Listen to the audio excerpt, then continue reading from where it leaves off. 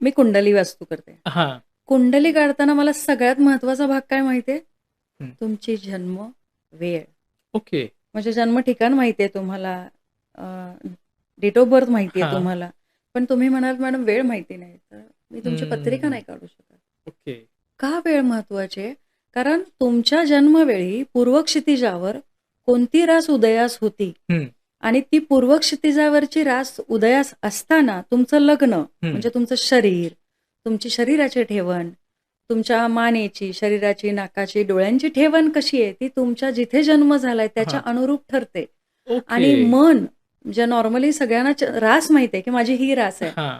पण प्रत्यक्षात व्यक्तीला 2 राशी असतात. एक लग्न रास आणि एक हां. चंद्र रास. चंद्ररास.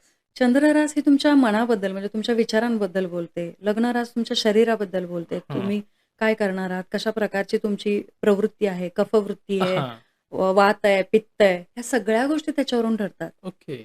मग तिथे जर वेळच नसेल, तर तुमची कुंडली निघूच शकत नाही. हं. आणि मग त्या वेळ नसल्यामुळे तुमच्या कुंडलीच्या 12 घरांमध्ये कोण-कोण कुठे-कुठे बसलंय, ओके. कळूच शकणार नाही. ओके. म्हणून मुहूर्त फार महत्वाचा आहे.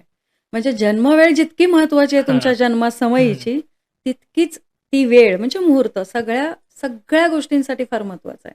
ओके. म्हणजे मी तुम्हाला असं सांगेन, की तुमची जन्मवेळ, तुम्ही यावेळेस जन्मावं, हं. हे पूर्वनियोजित तुम्ही करून आलेला आहात हां. येताना. करेक्ट. तसं इतकं सूक्ष्म आहे ते ओके. मुहूर्तशास्त्राचं.